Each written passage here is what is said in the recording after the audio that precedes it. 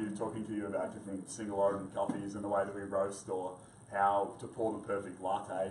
Those things are kind of fun, but they're probably not what you came here to hear. And if you want a good latte, they're serving common folk coffee out in the bar, so you can get one afterwards. What I do want to talk a bit more about is who we are and how, as common folk, and how we've managed to stand out in a really noisy market on the peninsula. Because I think that anyone who's operating a business is probably asking themselves the same question: how do I make my business grow to where I need it to be, and how do I stay there? So a little bit about myself. I've got a few tattoos, a lot of which are different animals, and that's because I actually really, really love the environment and actually studied to be a zoologist. So I've got a degree in science, and I was going to kick on, and I actually wanted to be the next David Attenborough before I was caught the coffee bug. And that really never finished up where I thought it would, because by the time I finished uni, I decided I wanted to give business a crack, and I haven't looked back since. And so coffee for me was initially a bit of an afterthought, something that I really enjoyed drinking and was paying my way through university, but it was never about business. And I think that I'm not sure how all of you stumbled upon, or maybe strategically found, your idea for your businesses, but for me it was very much a case of one thing leading to another until I got to the point where I decided, actually, I'm going to change the direction for my life and head this way. And to be honest, I'm really, really glad I did. So at the moment, I'm actually working in a business with one of my business partners. He's heading up the general management, and I'm much more about business development and also heading up the wholesale arm of what we do. So not only do we run venues, but we also sell coffee to great venues like the Mornington Golf Club and all over Australia. So we kicked off in 2013. Initially there was 4 of us, just 4 mates. We had some values and vision about what we wanted to be, and a whole heap of goodwill and blood, sweat and tears to put in. But other than that, we really had no expectations beyond opening the doors and roasting some good coffee. I guess what we did want, though, was for Common Folk to be more than just coffee, food and art, because we do have art studios. Has everyone been to Common Folk? Has anyone not been? Cool. So yeah. Some of you might know, some of you might not. Yeah. But it was actually all in the name. So it took us ages to settle on Common Folk, but I think it really sums up what we're trying to achieve, which was a place for the common person to come and enjoy uncommon things. And so I think the first thing I want to share with you is our values for Common Folk and the business as a whole, because I think that a lot of small businesses open up. You spend all the money on the capital investment that you need, you might get the training you require, you might invest in things like websites and marketing, all this kind of stuff, but if you don't know who you are and if you don't have a set of values and vision, you're already behind the 8 ball. And Joe, fantastic presentation, I think you were touching on that too. What's your story? If you don't have a story, if there's no reason for you to be doing what you're doing other than making coin, then you're probably not going to make coin. You really need more. So for us, it was accessible excellence. This is where I will talk a bit about coffee. So coffee is the 2nd most traded commodity in the world, and a lot of it's kind of crappy. And a lot of the expensive, fancier coffees are really wanky and kind of inaccessible. I don't know if you guys have been to cafes before that, you know, you felt like you were actually like kind of, the barista had so much disdain for the order of an extra hot, you know, weak latte that, you know, you shouldn't even be there. Well, that's not Common Folk. We wanted to be roasting the best coffees in the world and then serving them to anyone who drinks coffee. Secondly, we were about our people. So from our staff through to our customers, through to the owners of the business and the people who are our suppliers, we wanted to make them a priority so that when you join Common Folk in whatever form it is, whether it's as a customer or as a staff or as a wholesale partner, you feel like we really do care and that we try and develop meaningful relationships with everybody. We wanted to be about a special space. We wanted anyone who comes to our venues to feel like it was home, or at least feel like it was the place they'd rather be, not work, not home, the place they'd want to spend their time. We also want to be about creativity. We're a bit of an unorthodox bunch. I think we excel the most when we're innovating and breaking ground. And so that's reflected, I think, in the way we approach coffee, food, marketing, business, pretty much everything, even haircuts. So we really want to be a space that celebrated creativity and diversity. And finally, and really importantly for us, we wanted to be a place with integrity. And so we wanted to focus on the triple bottom line, so social, sustainable and financial, rather than just financial, which I think a lot of businesses are adopting at the moment, and strongly encourage anyone looking to really break ground as a business and getting traction in a competitive market. A triple bottom line is a great place to start, because most of us want to live a good life and a whole life anyway. So there's the one easy way to do it as a small business owner is to actually start it in your small business, and it doesn't have to cost the world. It's more thinking about ways that you can do that in the framework that you're currently operating in. And I know the customers really appreciate it because they tell me pretty much every day. And so we administer our business in a way that works for everybody involved, not just us, but the people who supply us through the people we supply. And so 5 years later, we're a multi-million-dollar enterprise. We've got over 60 employees. We're operating multiple venues and servicing over 50 wholesale accounts across Victoria and Australia. And earlier this year, we were actually privileged enough to win the inaugural Mornington Peninsula Business of the Year. So thank you, Rihanna.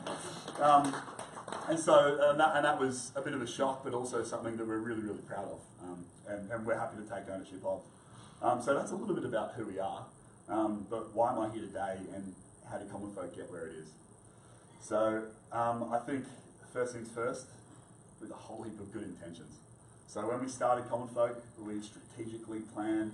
There was extensive research and complex structures were developed. We had procedures and policy, cash flow statements, aggressive, conservative, anticipated, all the way through to, sitting in cafes with our competitors for days on end, just counting how many people were coming through, how many coffees are we going to sell. And on day one, all of it was thrown out the window. Because we were busier than we thought we were, customers wanted more food than we anticipated they would order, and we realised that getting wholesale customers in a really competitive wholesale market was going to be really difficult, and we needed the runs on the board first. And so my advice is, don't get me wrong, all of those things that I mentioned are really important, and you should definitely do them, but we got where we are today because we stuffed up and we made mistakes. And so the trick is actually just making that mistake once. So to quote George W. Bush, fool me once, shame on you. Fool me twice, well, you can't fool me twice. And that's the Common Folk business motto. And so my presentation today is called Common Folk Coffee Company, A Disaster Story. Now, learn from my mistakes so that you don't make them. Disclaimer alert, two crucial things before I kick on. I don't have the secret recipe, nor does anybody else, for business success. I don't think that anyone here probably thought they were going to get the golden egg today, but I think it's really important for you to apply what's being said to your own model and your own business, but just apply something. If you can learn anything today, learn that you have to rely on yourself, because no one's going to do it for you. If you don't do that, you'll be eliminated from the game super, super early on. And secondly, I think the best part about owning a small business is the idea.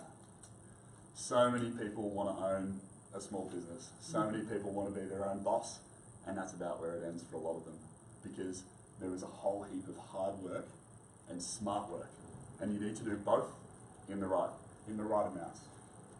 And I think that that's where I really want to kick off. Where did we go wrong at Common Folk, and how can that help you guys in what you're doing? So I think firstly, don't underestimate your idea.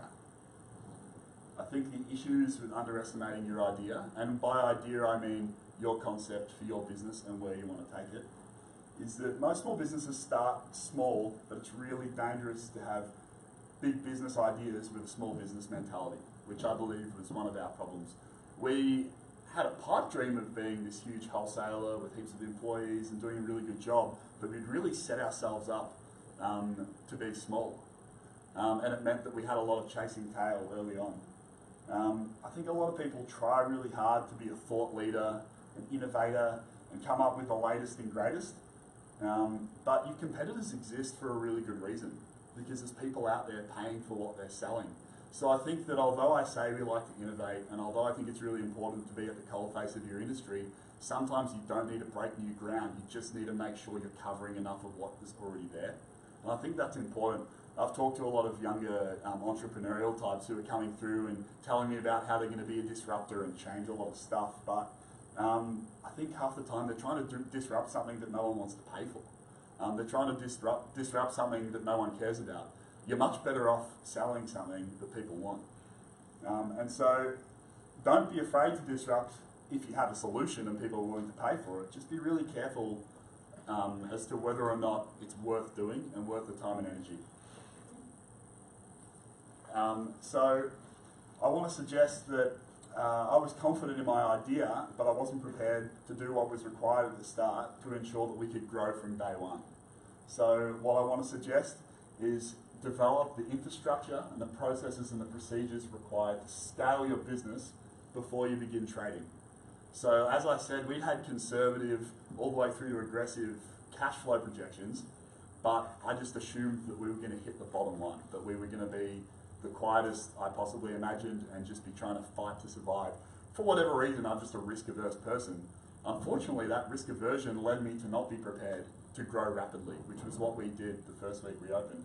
And what I'm suggesting is, if you are taking anything away from today and you're planning to go and put in place some things to really hit the ground running and hopefully bring in a lot of customers and engage with your market, be prepared for it to work. And like, seriously though, believe in yourselves, because if you're not prepared for it to work, firstly, you shouldn't bother doing any of the things you're planning to do. And if it does work, you've got to be ready to deal with that. So I actually love what Jo said about how there's certain clients she doesn't want.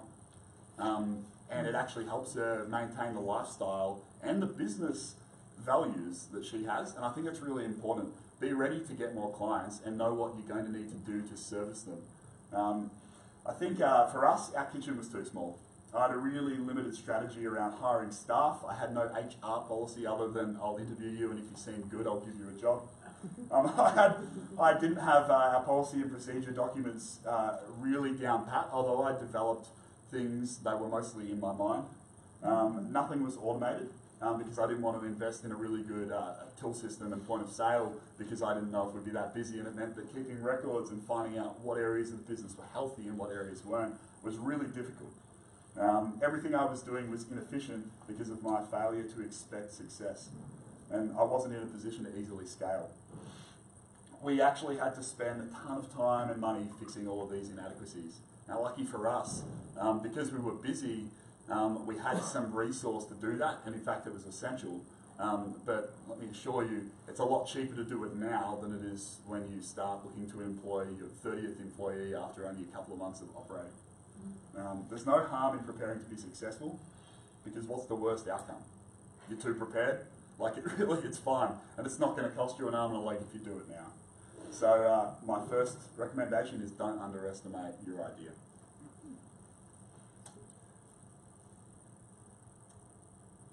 The next one. Now, I'm not sure how many of you guys are sole traders or work by yourselves. I still think this applies to you. So I always tell people to trust your team. You're putting them together. You really need to rely on their skills, and you need to choose them for their skills and their ability to do the job you're hiring them to do. And if you're a sole trader and you're not actually employing anybody, trust your contractors or the people whose products you're purchasing or the systems that you're relying on in the same way.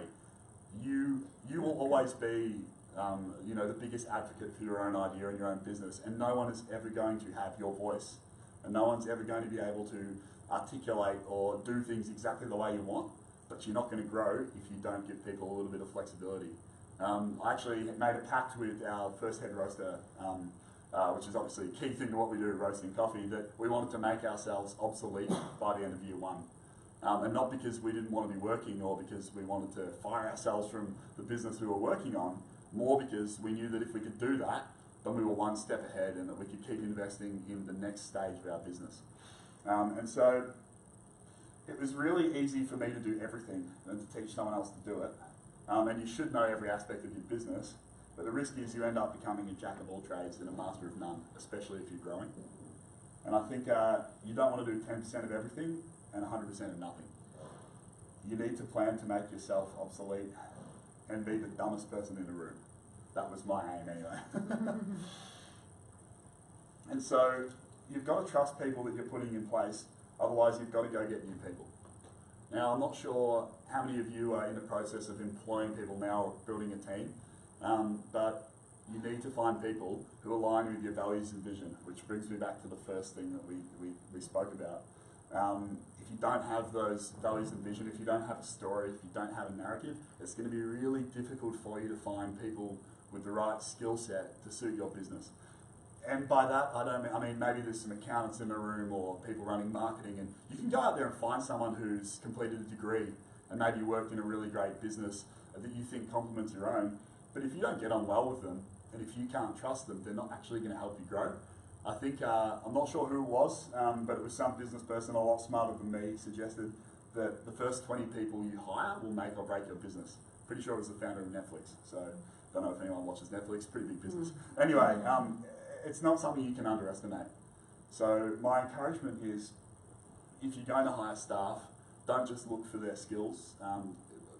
By all means, they need to have what it takes to be able to perform a role, but make sure that it's somebody that you can trust and someone that you can empower to do what you need your business to do, and that you're happy to leave in a room with a client and go off on a holiday. Or alternatively, if you're not, you've got another person who can do that, and you can put them in a room, lock them in a room and get them to just punch out a whole heap of work that otherwise you'd have to be doing.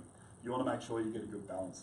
It seems really obvious, but I think in a small market like the Peninsula, where everybody knows everyone, firstly, getting it wrong can be really damaging. Having a bad interaction with an employee can all of a sudden limit you to all of the people they've ever talked to and all of the people they're friends with and anyone in their network never wanting to work with you or for you ever again. And on the flip side, if you get it right, they'll be the biggest ambassador of your business. They'll be telling everybody, oh, I want to work for, you should come and work for, X company, or, we actually do a really good product.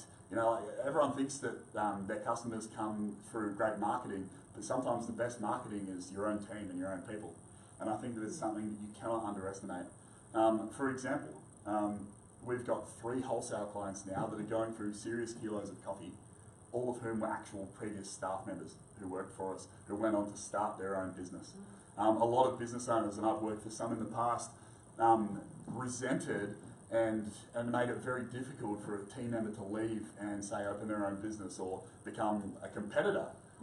Whereas I see that as a success. If I've created an environment where somebody can come in, build themselves up, and then start their own thing, and then I can also sell them my product, I'm really happy to do that. Now, I know not everyone's in that same position, and the other option to that is then creating them an environment where it's not worth them leaving because they're actually doing better in your business. But I think it's something you really, really have to consider when you're trying to grow your business.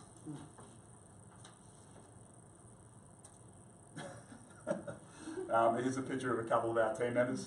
Caleb's pulling up his pants. I put this picture in just because I think it gives you a bit of a vibe of what Common Folk is. We like to have a laugh, but at the same time, we like to be really good at what we do. So sitting on that bar is about $50,000 worth of the highest quality espresso equipment you can get, and operating that are a couple of goons who know how to make a really good coffee, but really do fit in with the Common Folk culture. And my advice is, don't create a bubble. And you might be asking, what does that mean?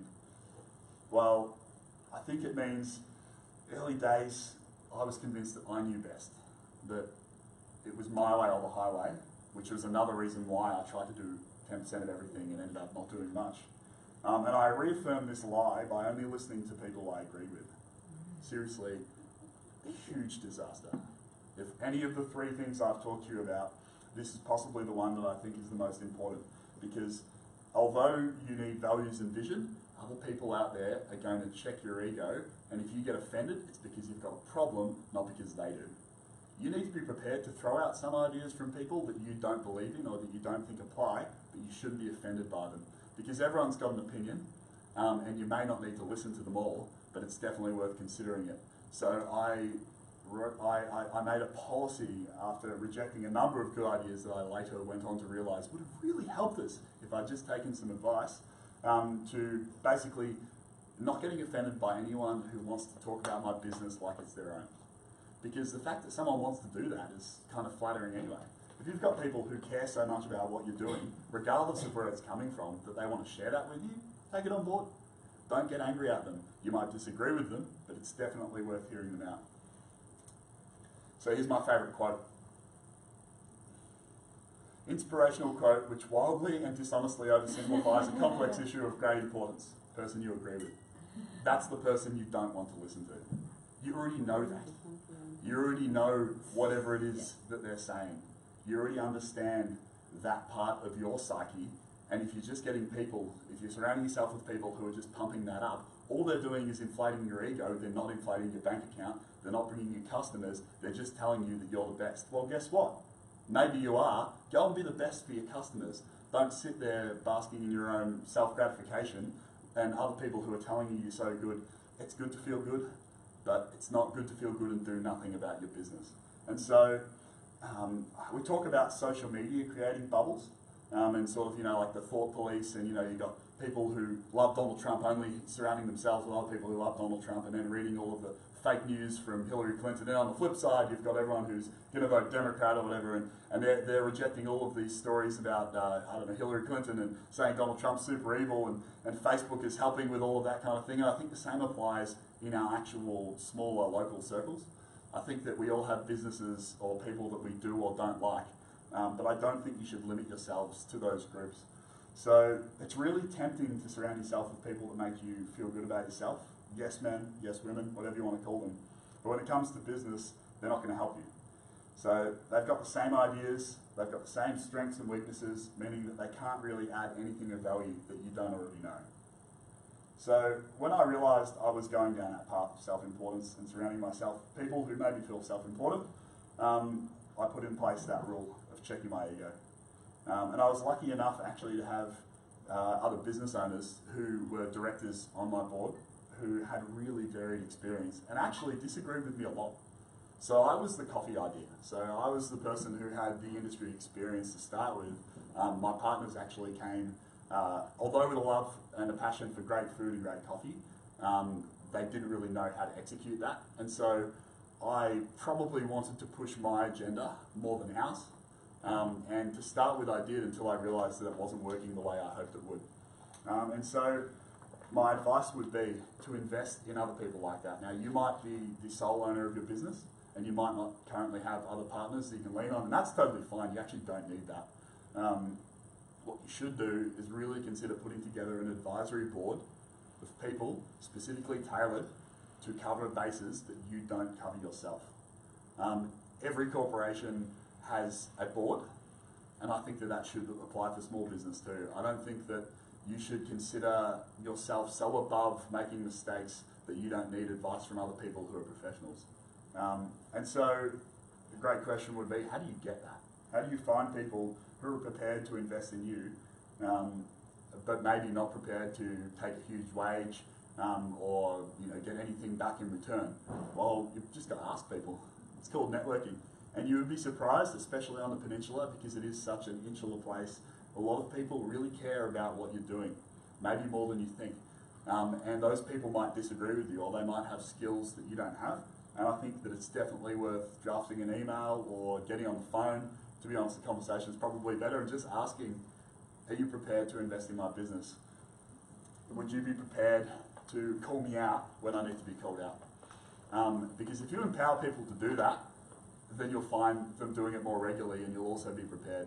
Having a little bit of structure around that is a really great idea too. So you might have 5 areas that you want investment in terms of areas that you're weak in or maybe don't have expertise in, that you need to be invested into your business. Look for 5 people you know or that you've heard of who cover those bases off.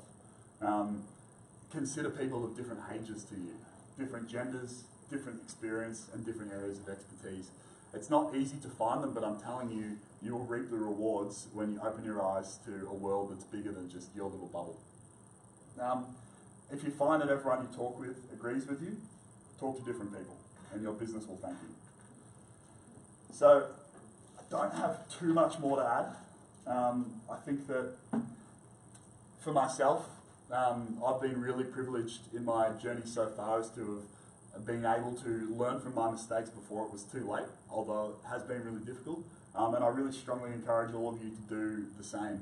Put in place steps now whether it's not underestimating yourself and your ideas through to getting the right people around you, both to work in your business, but to also provide leadership and ideas, I think that you're really going to be set up to have a lot of business success.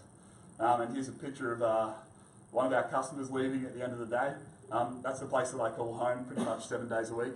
I end up going there on my days off anyway, because it turns out I've got a really raging caffeine addiction, so I need to actually, I probably need to work on that one. I love it. I know they say that, you know, you don't get high off your own supply, but I think with coffee it's totally okay. I just wanted to thank you all for kind of coming out today and congratulate you all on your desire to actually better yourselves and to grow your business. I think that, like Joe said, there's a lot of other people in small business on the peninsula who are not doing this kind of stuff, who are just kind of plodding along. And to put the first foot forward and to take that step, to come to an event like this, to start planning the next stage of your business and the way that you're going to grow and the way that you're going to build your team, is putting yourself, you know, ahead of the curve. And I wish you all the best. Does anyone have any questions?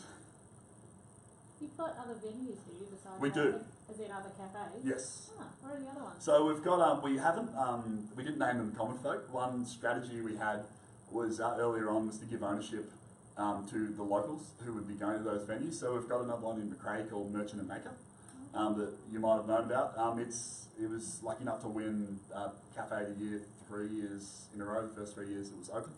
The council's Best Bites, which was pretty awesome. They're basically self-managing, an incredible team, really great talented chefs. We also started a mobile coffee service called Bussy McBusface, just riding on the coattails of Bodie McBoatface. And we actually sold that business to another gentleman who's licensed it from us, and he's going gangbusters. So to put it in perspective, if you've seen sort of mobile coffee carts that might be, you know, the size of a van or even smaller, this is literally an entire bus. And so he's only got one coffee machine in it, but he's definitely got scope to service a lot more people than a lot of other places do. And so he's booked out basically every weekend for the next year, and does huge festivals just because he's got the capacity to kind of do that. So one of the reasons we sold it is we just weren't prepared for to take on what it was. Unlike when we first opened Common Folk though, we did have a strategy to sell the business if it got busy. And so it was actually a really good idea. We managed to sell it just through our social media. We didn't actually pay any advertising fees whatsoever because of basically the word of mouth and the people that we had around us, talking to the right people, until we found the person who wanted to buy it. So, yeah. I was there the first week you opened, which is really weird because it's just my daughter was dancing around there and I went past, I knew it was opening. And I think I was there on a Thursday. Yeah. And I remember walking in and thinking, oh my God, because I went to Melbourne Uni, Yeah. I was a Melbourne girl. And I remember feeling like I was home, like back in Fitzroy, and I was like, I've been waiting for something like this on the peninsula.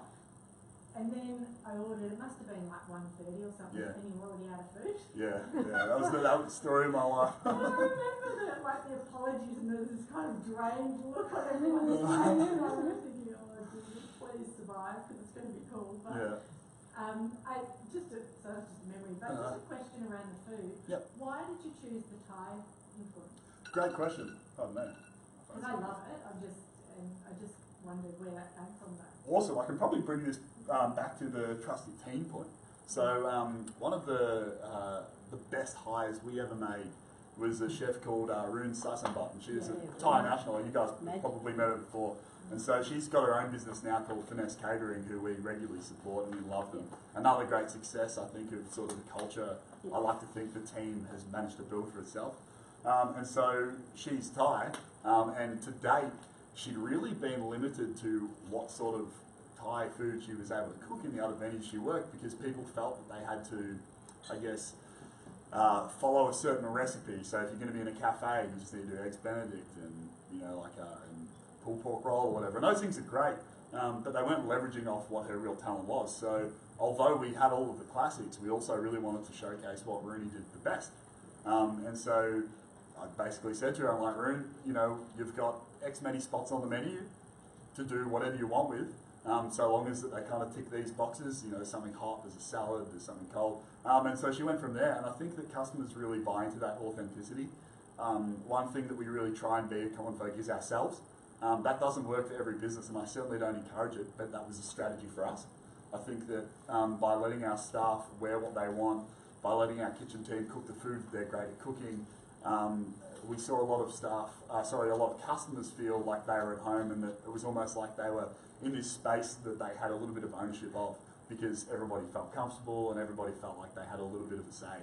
And that worked phenomenally well for us. So one thing that, not sure if any of you have worked in hospitality before, I know that it's a job a lot of people have sort of when they're in their teen years, but if any of you have experienced the classical old school chef swearing, throwing pots and pans around the kitchen, just being a general idiot, we just don't tolerate that. And it was something that I said from the start. Every time I interview a chef, so long as their skills checked out, I basically share with them saying, you know, the first time you swear at one of my employees and berate them for no good reason other than, you know, you decided that's what you wanted to do, you're out the door. So if you're not that guy, that's fine. Come in and do it. If you are, you won't last. And I've fired 3 chefs in the first week of employing them because they said they weren't that person, and it turns out they were that person. And that's another thing. You've got to know when to pull the pin on some stuff. And I think that we've learned that over the course. Early days, you probably let things slide a bit longer than you should out of fear. You know, what am I going to do if this person leaves? Or, but you know, maybe I can, you know, win them over by being a real good top bloke. You usually can't. And that sucks. Your expectation of other people's often, you know, the biggest hurdle to overcome.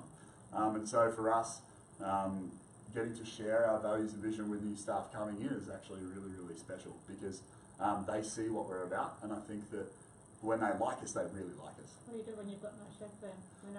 That's a really great question. And so, and that's where the whole jack of all trades thing does come in handy. And the whole work harder and work smarter thing, you need to find that balance. So sometimes you're going to have to get in there, roll up the sleeves and wash the dishes in whatever form that takes in your business. Because the fact is, at the end of the day, you own the business and no one else is going to do it for you. But plan for that to maybe happen, and also try and have plan B, plan C, plan D for those worst case scenarios. I know it's really hard when you might only sort of do one thing and you don't have a huge team surrounding you.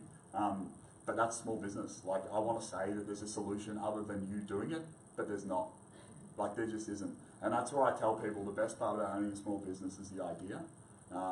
If you're not prepared to do some of that stuff, go work for someone else. Like, I'm being serious. I'm not saying it to be insulting. It's just, it's going to suck.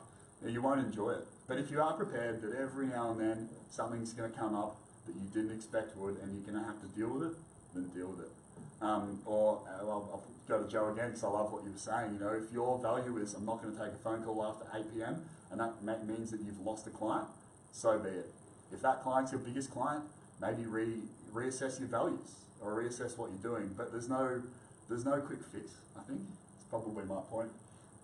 Sometimes you've just got to keep building on what you have. I actually was talking with, last night we actually had a great celebration. We started an initiative from day one at Common Folk 2 called the Cup that Counts, and it's helped us bring in coffee from Uganda that otherwise wouldn't have existed. We've basically been able to fund these farmers who were just selling it at commodity prices. And we celebrated that last night, and I was talking about one of the baristas who works at a different cafe and has for probably about 5 years, about how things have sort of changed and how things have happened. And we were talking about in both our venues how we both sort of had that mentality that, like, we were at the bottom and we built it up, but you still keep looking at the bottom as to where you're going to fall if you fail. But the fact is that if you're smart, you're going to build a whole heap of platforms and sort of and things to break your fall if you do stuff up. It's sort of like it might be 1 step forward, 2 steps back, but you're not going to go all the way back to the bottom. Once you've established what you do, it's really difficult to go back to square one. And I think that often in small business, you're really worried that everything's going to crumble and you're going to go back to the start, or even worse, further back. I think that that's a psychological hurdle you need to overcome. If you're putting in place the things you need, you're not going to fall back to the bottom. You might fall back a rung, but you'll be able to grab onto it and go back up. And so, not being afraid to fail is sort of key, but also being realistic as to what failure might mean. It probably won't mean that you lose your house. Maybe it will. Figure out what would stop that from happening and try and put that in place as early as you possibly can. Yeah, we've got, me and my husband have got a gelati business that we do. We've got a gelati car and we do weddings and stuff, and we've done a wedding at Common Folk, yeah, okay. out of all the weddings that we did last year, like that was the one I spoke to people about because of the energy and the vibe that you have in Common Folk, and it's just such a relaxed, cool environment, and the people that you attract are the same, so everyone has that joy and happiness. So yeah, it's a really hard thing to sort of bottle, and I think you guys have done that so well. So yeah. Cheers, no, I appreciate that.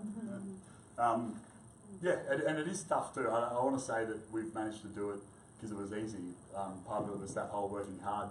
But then the working smart thing kicks in too, and that's, you know, some of those tips surrounding yourself with people who also share that. So you probably met Beck, who's our function supervisor, and like, Matt, she's the mother of Common Folk. Like, we love her, and she just absolutely has a heart for giving people the best time of their lives. So if it's their wedding day, she wants to make it really special.